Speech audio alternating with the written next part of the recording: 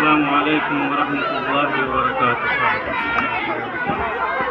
نحمده ونستعینه ونؤمن به ونتوکل علیہ ونعوذ باللہ من شرور انفسنا ومن سیئات اعمالنا من يهده الله فلا مضل له ومن يضلله فلا هادي له ونشهد أن لا إله إلا الله ونشهد أن محمدا عبده ورسوله أما بعد فقد قال الله تعالى أعوذ بالله من الشيطان الرجيم بسم الله الرحمن الرحيم لقد من الله على المؤمنين إذ بعث فيهم من أنفسهم رسولا يتلو عليهم آياته ويزكيهم ويعلمهم الكتاب والحكمة وإن كانوا من قبل لفي ضلال مبين۔ صدر اجلاس حضرات، علماء کرام، دانشوران قوم و ملت، آج کی اس مجلس میں شریک ہو کر بہت خوشی ہو رہی ہے کہ آج آپ کو اس اسٹیج سے سیرت کا پیغام دیا جا رہا ہے اور سیرت کے مختلف پہلوؤں پر روشنی ڈالی جا رہی ہے۔ مجھے بھی دعوت دی گئی ہے کہ میں آپ حضرات کے سامنے چند منٹ گفتگو کروں۔ سیرت پہ گفتگو کرنا وہ بھی چند منٹوں کے اندر ظاہر ہے بہت ہی مشکل کام ہے۔ اللہ تعالیٰ نے انسانوں کو جو مکلف بنایا ہے اس وجہ سے بنایا ہے کہ انسانوں کے اندر ارادہ اور احساس کی طاقت پائی جاتی ہے۔ اللہ کی مخلوق میں سے جس مخلوق کے اندر احساس اور ارادے کی جتنی کمی ہوتی ہے وہ اسی اعتبار سے تکلیف سے وہ مخلوق دور ہوتی ہے۔ اللہ تعالیٰ نے ان مخلوق کو دور رکھا ہے۔ آپ دیکھیں گے تو جمادات سے لے کر نباتات تک اور جانوروں تک، اسی طریقے سے پاگل اور مجنوں اور بچوں تک کو جب آپ دیکھیں گے اسی ترتیب سے اللہ تعالیٰ نے انہیں مکلف فرمایا ہے۔ لیکن انسان کو اللہ تعالیٰ نے ارادے کی بھرپور قوت عطا کی ہے، احساس کی بھرپور قوت عطا کی ہے، اسی لیے اللہ تعالیٰ نے انسان کو فرائض میں اور واجبات میں اور تکلیفات میں اللہ تعالیٰ نے جکڑ دیا ہے۔ انسان کسی وقت ان تکالیف سے آزاد نہیں ہوتا، انسان کسی وقت بھی اللہ کے فرض سے سبکدوش نہیں ہوتا۔ زندگی کے 24 گھنٹے میں انسان اللہ کا بندہ بن کے رہتا ہے، اس کا فرمانبردار بندہ بن کے انسان اس دنیا میں گزارتا ہے۔ دنیا میں بے شمار انسان آئے اور انسانوں کے مختلف طبقات نے اس زمین پر آنکھیں کھولی۔ بادشاہ بھی آئے، حکمراں بھی آئے، سپہ سالار بھی آئے اور دانشور بھی آئے، حکماء بھی آئے، اور اسی طریقے سے اس دنیا کے اندر شعراء بھی آئے، لیکن کسی کی زندگی انسانی طبقہ کے لیے نمونہ نہیں بن سکی۔ بادشاہوں نے دنیا کے اندر الٹ پلٹ کے رکھ دیا دنیا کو، فاتحین نے بھی اپنی شمشیر اور طاقت اور تلوار کے زور پر دنیا کو الٹ پلٹ کر رکھ دیا۔ شاعروں نے بھی اپنی رنگی بیانی کے ذریعے ایک دنیا کو مسحور کیا، لیکن کسی بھی انسان کی انسانی زندگی کے لیے وہ نمونہ نہیں پیش کر سکے۔ فاتحین نے، سپہ سالاروں نے، بادشاہوں نے دنیا سے ظلم و استبداد کو تو ضرور ختم کیا، انسانوں کی بیڑیاں تو ضرور کاٹی، لیکن اخلاق رذیلہ کو دنیا سے نہیں مٹا سکے اور اخلاق فاسدہ کو دنیا سے نہیں مٹا سکے۔ دنیا کے اندر دلوں کی نجاست کو وہ صاف نہیں کر سکے، آنکھوں کی گندگی کو صاف نہیں کر سکے، لیکن انبیاء کرام نے آ کر اس دنیا کے اندر انسانوں کے دماغوں کو بھی صاف کیا، ظاہر کو بھی صاف کیا اور باطن کو بھی صاف کیا۔ اس سلسلے میں اللہ تعالیٰ نے حضور پاک صلی اللہ علیہ وسلم کو مکمل نمونہ اور اور اسوہ بنا کر کے بھیجا، اور آپ صلی اللہ علیہ وسلم کی زندگی کو اور ان کی سوانح عمری کو اور ان کی سیرت کو نبوت کی دلیل کے طور پر یہ کہہ کر کے پیش کیا، فقد لبثت فیکم عمرا من قبلہ افلا تعقلون، اے لوگوں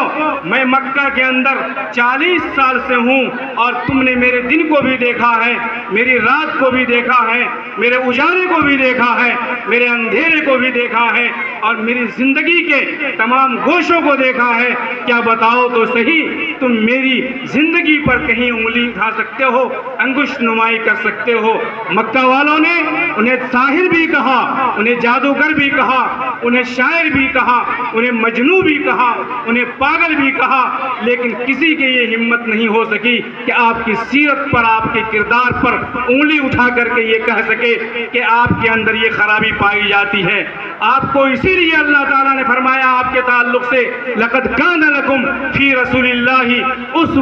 حسنہ، کہ تمہارے لیے محمد صلی اللہ علیہ وسلم کی زندگی میں بہترین اسوہ ہے اور بہترین نمونہ تمہارے لیے ہے۔ کہیں پہ فرمایا ما آتاکم الرسول فخذوہ وما نہاکم عنہ فانتہوا، اے لوگو نبی جو چیز تم کو دیتے ہیں وہ لے لو، اور جس چیز سے نبی تم کو منع کرتے ہیں اس سے تم رک جاؤ۔ کہیں فرمایا فلا وربک لا یؤمنون حتی یحکموک فیما شجر بینہم ثم لا یجدوا فی انفسہم حرجا مما قضیت ویسلموا تسلیما، اے لوگو تم ہرگز مومن نہیں ہو سکتے ہو جب تک کہ تم اپنی زندگی کے اور زندگی کے سارے کاروباروں کو نبی کے تابع نہ کر دو اور ان کو اپنے لیے فیصل اور حکم نہ بنا لو، تب تک تم کامیاب نہیں ہو سکتے ہو، تب تک تم مومن نہیں ہو سکتے ہو۔ حتی یسلموا تسلیما، یہاں تک کہ مکمل طور پر سر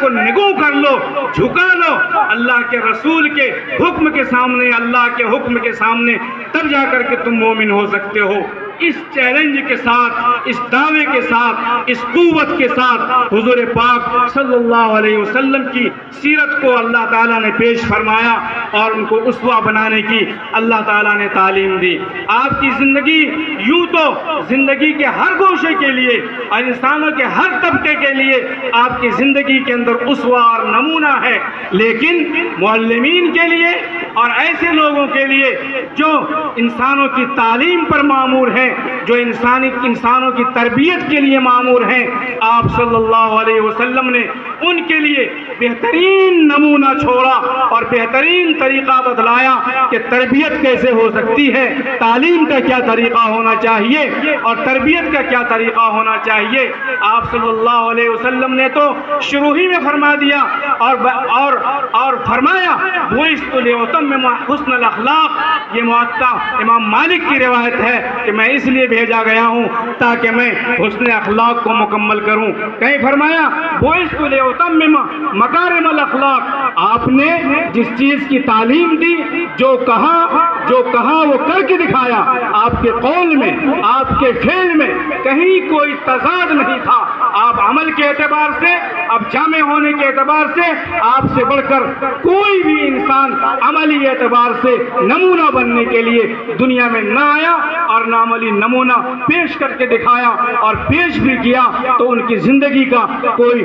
پورا لمحہ اور زندگی کی پوری تاریخ انسان کے سامنے نہیں ہے۔ آپ صلی اللہ علیہ وسلم نے تعلیم جہاں دیا اس پہ عمل کر کے بھی بتایا کہ اس کا عمل کا طریقہ یہ ہے، اس لیے کہ کسی نظریہ، کسی فکر اور کسی جماعت کے پیچھے جب تک کوئی عملی شخصیت نہ ہو، عملی نمونہ نہ ہو، تب تک وہ نظریہ، وہ فکر ترقی نہیں کر سکتا ہے، وہ جماعت ترقی نہیں کر سکتی ہے، وہ ادارہ ترقی نہیں کر سکتا ہے، وہ مدرسہ ترقی نہیں کر سکتا ہے، جب تک اس نظریہ اور سنہرے اصول کے پیچھے کوئی جامع شخصیت نہ ہو۔ مجھے یاد آ رہا ہے کہ ٹیگور جیسا شاعر، ڈاکٹر ٹیگور، آج سے تقریباً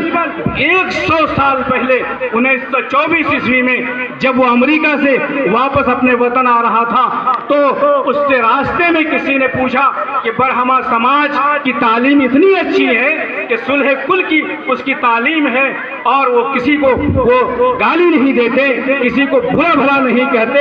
اور ہر طرح سے منصفانہ اس کی تعلیم ہے، اس کا نظریہ ہے۔ آخر وہ نظریہ سماج میں کیوں نہیں جڑ پکڑ سکا، کیوں کامیاب نہیں ہو سکا؟ تو ٹیگور نے کہا تھا، اور بڑی اچھی بات کہی، بڑی اچھی جامع بات کہی۔ اس نے کہا اس لیے کہ برہمو سماج کے پیچھے کوئی عملی شخصیت نہیں تھی، کوئی عملی سیرت نہیں تھی۔ اگر عملی کردار اس کے پیچھے ہوتا تو آج برہمو سماج جو اس کی اچھی تعلیم ہے وہ دنیا کے اندر وہ تعلیم نمایاں ہوتی۔ لیکن سرکار دو عالم صلی اللہ علیہ وسلم نے جو رات میں کیا، اعلان کر کے کہہ دیا اپنی بیویوں سے کہ بابان کے دوہل یہ اعلان کر کے کہہ دو کہ میرے نبی اور میرے رسول گھر میں یہ کام کرتے ہیں۔ حضور کی سیرت، حضور کی زندگی کوئی پرائیویٹ لائف اور پبلک لائف زندگی نہیں تھی۔ آج ہماری زندگی دو طرح کی ہوتی ہے، ایک پرائیویٹ لائف ہوتی ہے اور ایک پبلک لائف ہوتی ہے۔ پرائیویٹ لائف میں ہم نہ جانے